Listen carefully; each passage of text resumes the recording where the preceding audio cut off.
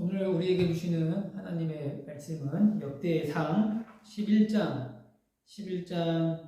19절 말씀입니다. 제가 봉독해 올리겠습니다. 이르되 내 하나님이여 내가 결단코 이런 일을 하지 아니하리이다. 생명을 돌아보지 아니하고 갔던 이 사람들의 피를 얻지 마시리까 하고 그들이 자기 생명도 돌보지 아니하고 이것을 가져왔으므로 그것을 마시기를 원하지 아니하니라. 새 용사가 이런 일을 행하였더라.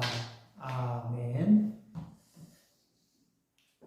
역대상 11장 이후에는 사울 왕가가 패망한 이후에 다윗 왕가가 이스라엘을 통치하는 모습으로 10장에 걸쳐서 지금 기록되어 있습니다. 다윗은 통일 왕국의 왕이 된 이후에 수도를 예루살렘으로 옮기고 또한 왕권을 강화할 수 있게 되는데 30인의 용사들이 다윗을 도왔기 때문입니다. 1절부터 9절까지는 다윗의 이스라엘의 왕 즉위와 또한 예루살렘을 정복한 내용이고 10절부터 25절까지는 다윗이 왕이 되도록 도움을 준 30명의 용사 중 핵심 우두머리 6명에 대한 내용입니다.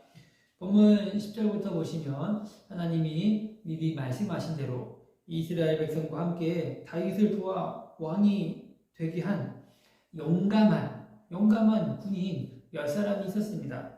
이들은 첫째, 이들은 지금 누구입니까? 이들은요, 첫째, 함몬 집안의 야소부함이에요.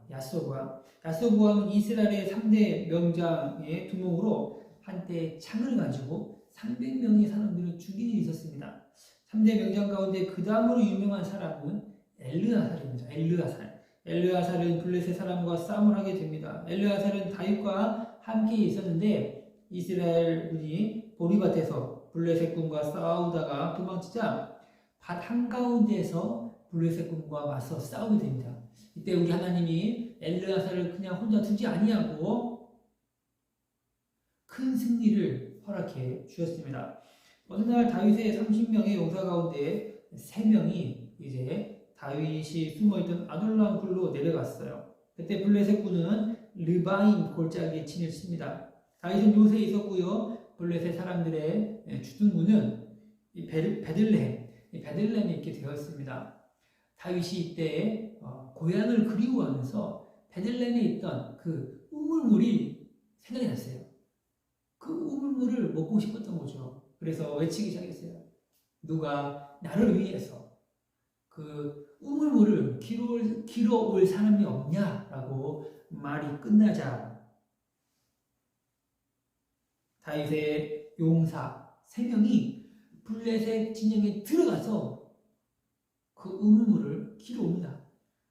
여러분 생각해 보십시오. 이 용사 3명은요 자신의 목숨을 바쳐서 들어간 거예요. 블레셋 진영에 자신의 목숨을 바쳐서 들어가서 그 우물물을 길어오는 거죠. 그리고 그 우물물을 길러온 3명의 용사가 다윗에게 바쳤을 때 다윗은요 이걸 먹어야 되는데요 마시지 아니하고 하나님께 제물로 부어드렸어요. 그리고 다음과 같이 이야기를 합니다. 19절 말씀입니다. 19절을 제가 봉독합니다. 이르되 내 하나님이여 내가 결단코 이런 일을 하지 아니하리다. 생명을 돌아보지 아니하고 갔던 이 사람들의 피를 얻지 마시리이까. 그들이 자기 생명도 돌아보지 아니하고 이것을 가져왔으므로 그것을 마시기를 원하지 아니하리라. 새 용사가 이런 일을 행하였더라. 아멘. 지금 다윗은요 어떠한 반응을 보이고 있습니까? 자신의 목숨을 바쳐서 떠온 물인데 그것을 어떻게 내가 마실 수 있습니까? 라고 하는 거예요. 그렇죠? 자기들의 목숨을 바쳐서 떠온 물을 내가 어떻게 마시겠냐라고 다시 반문합니다. 부하들에게 이것을 말하고 끝날 법도 한데요. 다윗은 이 문제를 하나님께 다시금 부르짖으며 하나님의 이름을 부르면서 외치고 있다는 점 또한 확인할 수가 있습니다. 여기서 우리가 알 수 있는 게 있다면 그것이 무엇입니까? 다윗은 지금 생명을 귀하게 여기고 있는 거예요. 생명을 귀하게 여기고 있다는 것을 확인해 볼 수 있습니다. 여러분 생명은요 누구의 것이 누구로부터 창조되었습니까? 우리 하나님으로부터 창조되었습니다. 하나님이 흙으로 사람을 만드시고 그에게 생기를 불어넣는 이 작업을 통해서 한 생명이 창조되었어요. 이러한 점만 보아도 우리의 일생이 그냥 왔다가 그냥 사라지는 그런 가벼운 존재가 아니다라는 것을 확인할 수가 있습니다. 한 인간의 생명이 그냥 왔다가 그냥 사라지는 것이 아니라 철저하게 하나님의 손에 의해서 빚어졌다가 하나님의 손으로 다시금 결국에 돌아가는 것이 한 인간의 생명입니다. 신자의 일생은 크게 보면 현세만 있는 것이 아니고 내세까지 있기 때문에 우리의 일생은 이 땅에 살아가는 동안에 그냥 아무렇게나 살아가는 그런 일생이 아니라는 것이죠. 여러분, 생명이 사람에게 달려있다고 생각합니까? 생명이 사람에게 달려있다고만 생각하는 사람은 현생만 집중하며 살아가는 것이고, 생명이 하나님께 달려있다고 생각하는 사람은 현세뿐만 아니라 미래까지도 바라볼 수 있는 안목이 열리는 것입니다. 현세를 무시하자는 게 아니에요. 현세뿐만 아니라 내일까지도 바라볼 수 있는 안목, 시야가 열리는 것이죠. 여러분은 지금 무엇을 바라보며 나아가고 있습니까? 짧은 일생을 살아가는 동안에 우리는 무엇을 남기며 무엇을 바라보아야 한다는 것입니까? 이전에도 우리 하나님께서 지켜주셨던 것, 우리 하나님이 지켜주셨다면 이후에도 하나님께서 우리의 생애를 지켜주시고 또 함께하여 주실 것을 믿기 때문에 온전히 우리 주님께 의탁하는 성도가 되어야 합니다.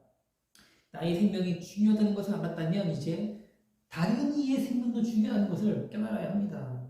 하나님의 선택받은 생명은 하나님 나라에 들어가겠지만 하나님께 선택받지 못한 영혼은 어떻게 되겠습니까? 하나님을 모르는 영혼들은 어떻게 되겠습니까?